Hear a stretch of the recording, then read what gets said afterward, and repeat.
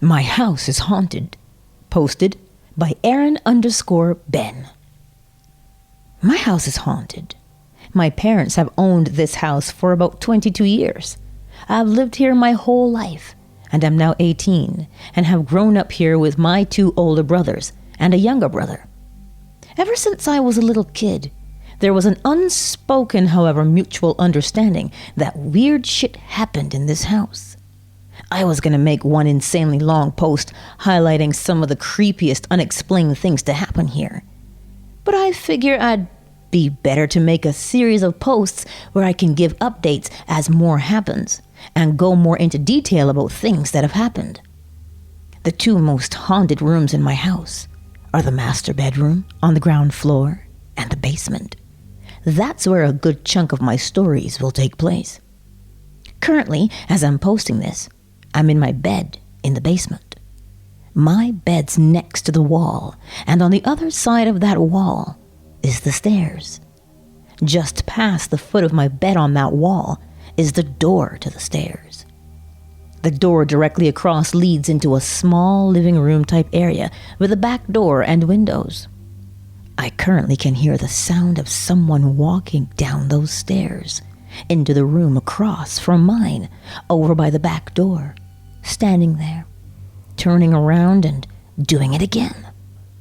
I've been hearing this for almost half an hour. I've checked 3 times. No one's out there. All the dogs are asleep too. No one is there. But I can very clearly hear it. I'm going to start with one of my creepiest stories from when I shared the master bedroom with my younger brother. My parents didn't like the master bedroom and instead chose to take one of the 2 upstairs bedrooms. My brother and I had twin beds parallel to each other. We both had homemade deerskin drums hanging above our beds. One night, I woke up to the sound of someone quietly tapping the drum above my brother's bed.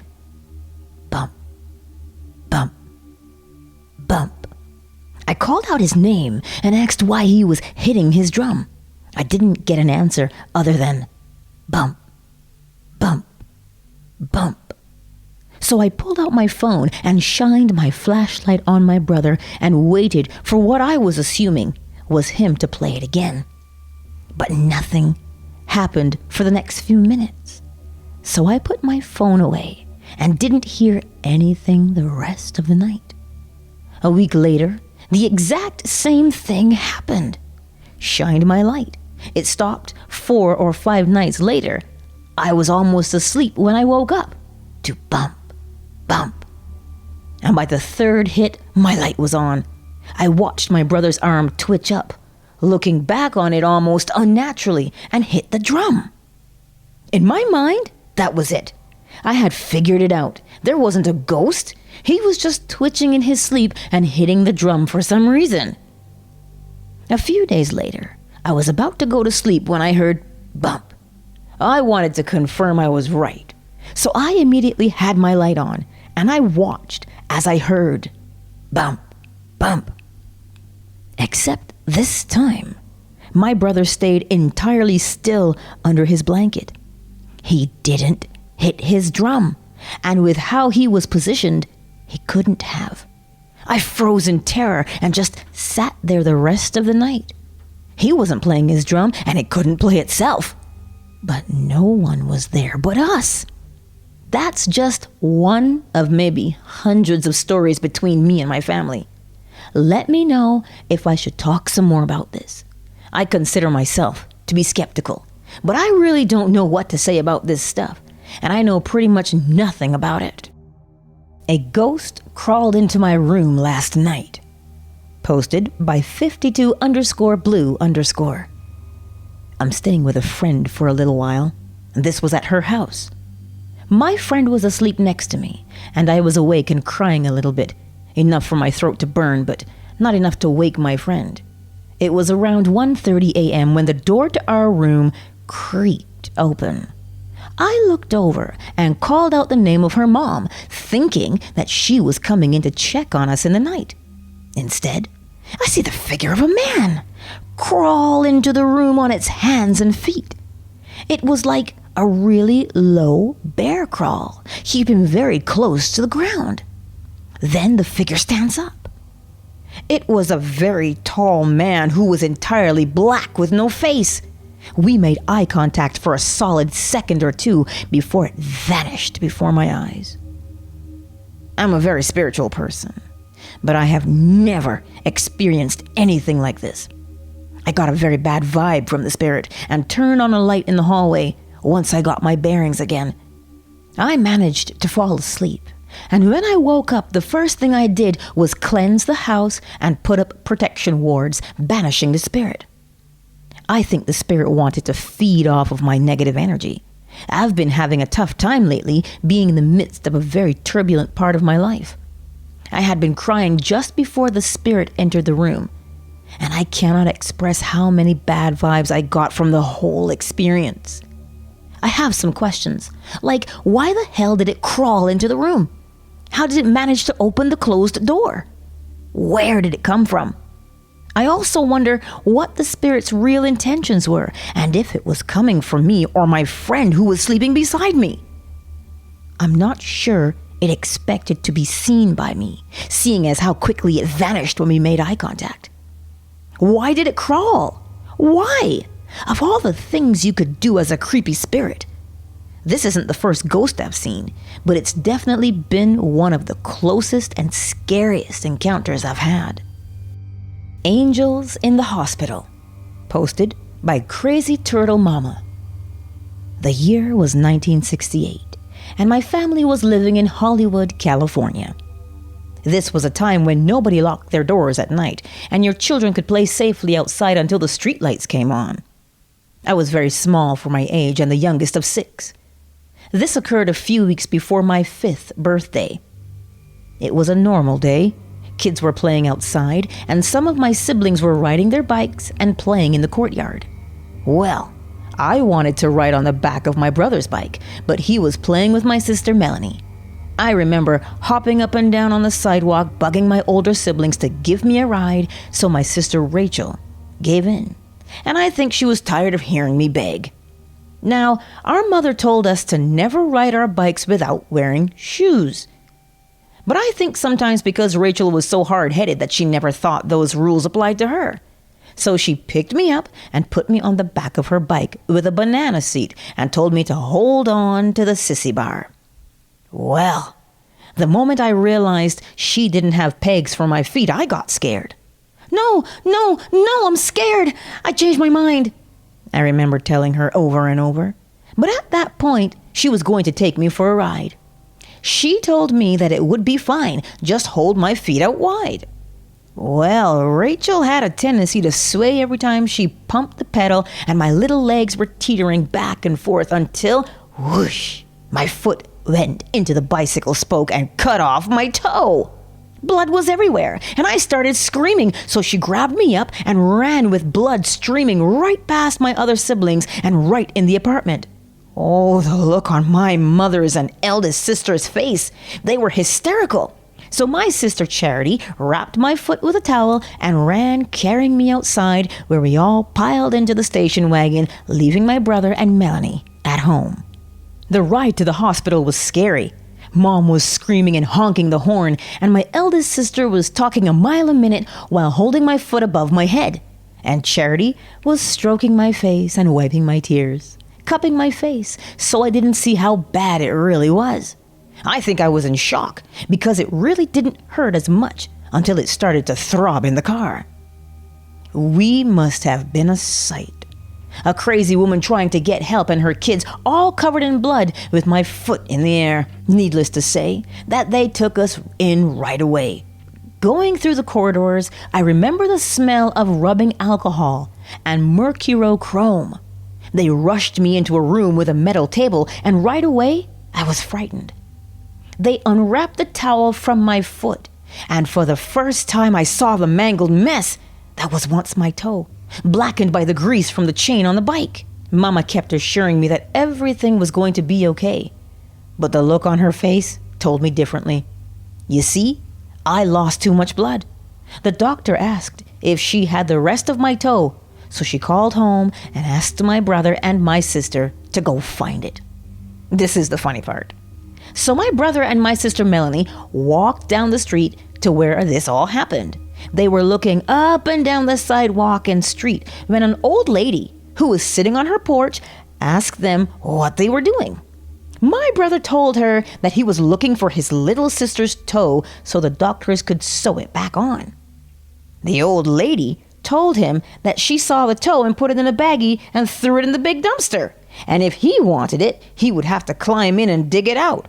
So that's what he did. After he found it, he jumped out. My sister Melanie, who was standing there the whole time with her eyes bigger than saucers, went with him to the neighbor's apartment to ask his friend's mom for a ride to the hospital.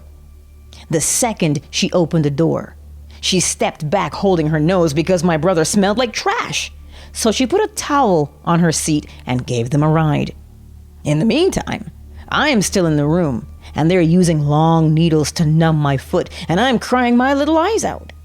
At one point, my mother had her eyes closed. So I asked her what she was doing. As my voice skipped a breath, she told me to calm. Shh, she said. See white light around you. Envision God's white healing light all around you, and calm. I closed my eyes and tried my best, but the pain was too great. So I gripped the sheet and tried to be brave, but it wasn't working. My heart was going a mile a minute, and with all that commotion in the room, I couldn't calm down. By now, the other half of my toe showed up, and they started preparing me for surgery. I pleaded with my mother to stay with me, but of course the doctors said no. So I started freaking out. My mother felt helpless, so she held me one last time.